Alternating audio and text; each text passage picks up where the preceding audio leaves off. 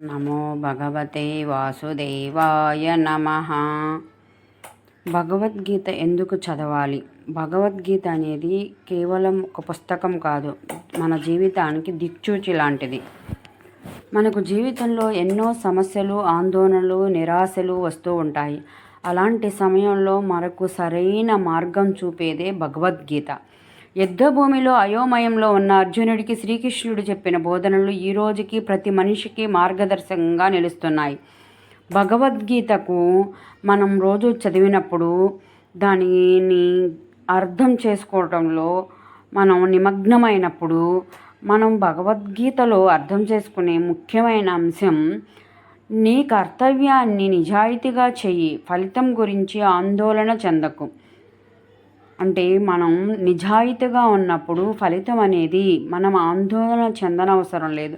ఫలితం దానంతటికి అదిగానే మనకి మంచి జరుగుతుందన్నమాట.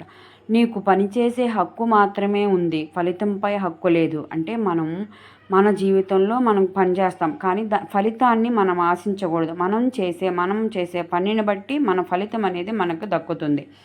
అదేవిధంగా రోజు భగవద్గీతను చదవటం వలన ఒత్తిడి అనేది తగ్గుతుంది, మనశ్శాంతి పెరుగుతుంది, ఆత్మవిశ్వాసం బలపడుతుంది, ధర్మ మార్గంలో నడిచే శక్తి లభిస్తుంది. భగవద్గీత మతం కోసం కాదు, మంచి జీవితాన్ని గడపటానికి కోసం.